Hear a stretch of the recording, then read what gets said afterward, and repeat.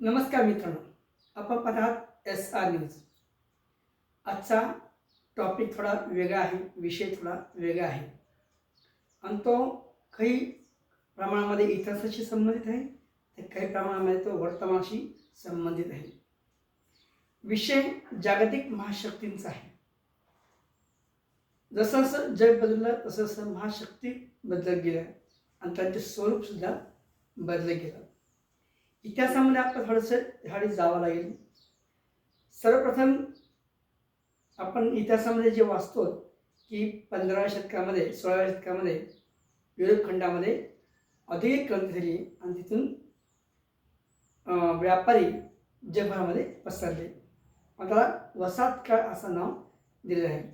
या वसाहत काळाची सुरुवात 16व्या शतकाच्या सुरुवातीला झालेली आहे आणि जगभरामध्ये ज्या देशांनी इतर देशांवर राज्य केलं त्यामध्ये प्रामुख्याने 2 राष्ट्रांचा समावेश यामध्ये करावा लागेल. एक म्हणजे ब्रिटन, दुसरा म्हणजे फ्रान्स.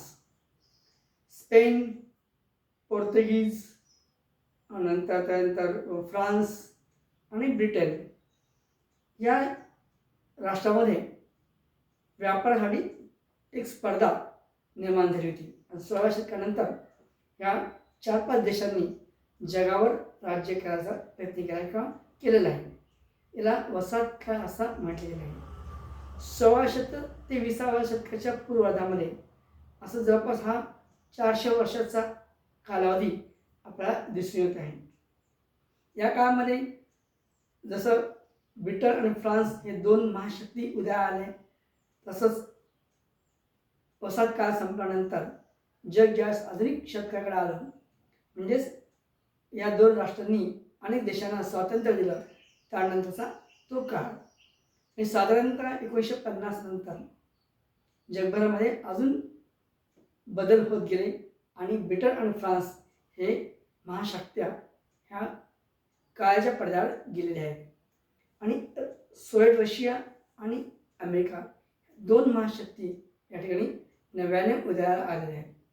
यांचा काळ हा शीतयुद्ध म्हणून समजला गेला आहे.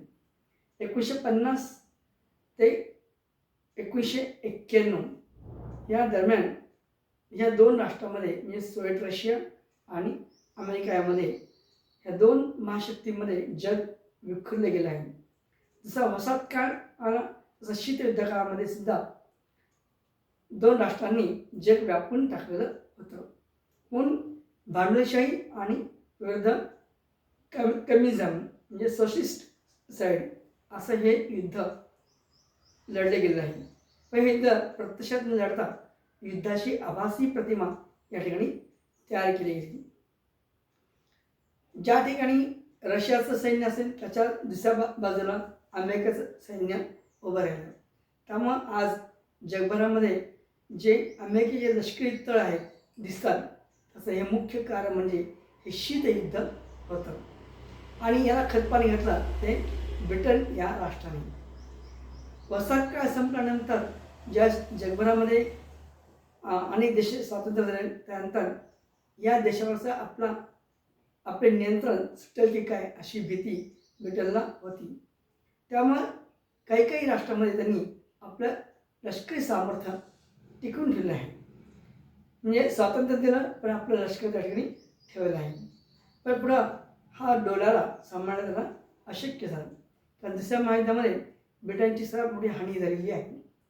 मनुष्यहानी, आर्थिक हानी आणि त्यानंतर राजकीय हानीसुद्धा या ठिकाणी झालेली दिसून येते.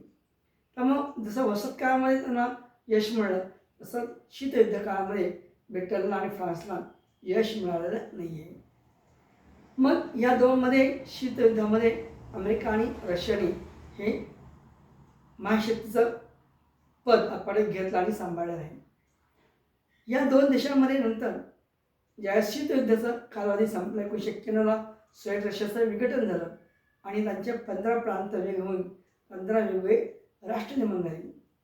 त्यानंतर 1991 ते आता 2026 पर्यंत अमेरिका ही जगभरामध्ये एकमेव महाशक्ती म्हणून उदयाला राहिली आहे आणि अस्तित्व टिकून आहे. पण आता पुढं चीन हा नवीन महाशक्तीचा उदय होत आहे आणि चीन सध्या प्रत्येक गोष्टीत पडद्यामागून हालचाली करत आहे. आणि त्याचंच उदाहरण म्हणजे आत्ताचं अमेरिका आणि इराणमधल्या युद्धामध्ये चीनची भूमिका ही महत्त्वाची राहिली आहे. मग आता परत नवीन महाशक्ती निर्माण होईल का? का अमेरिका आणि चीन हे दोन महाशक्ती निर्माण होतील का?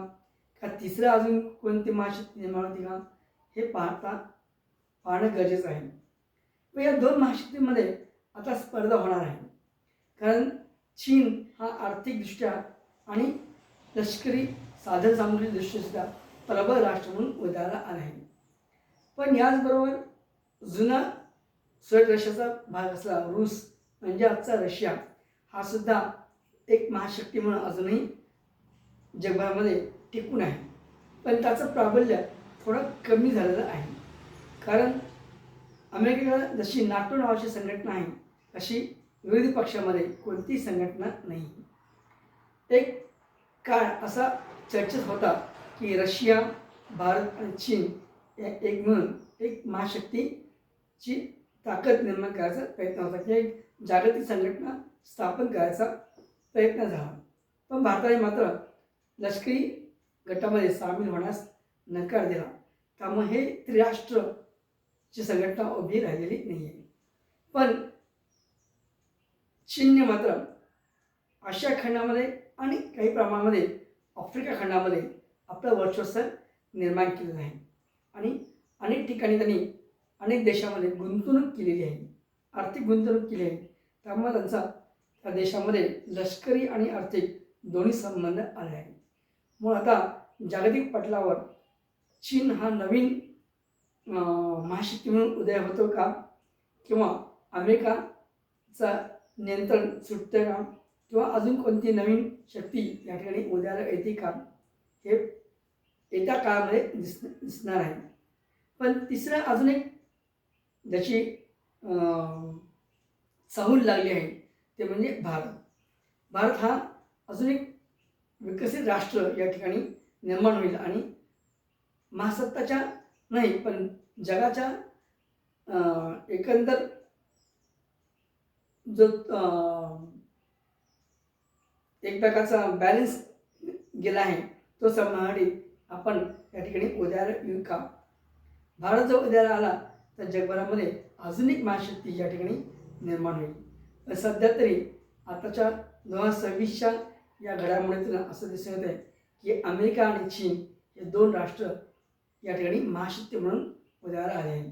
अमेरिका अजून आहे पण चीन हा नव्याने या ठिकाणी महाशक्ती म्हणून पुढे येत आहे.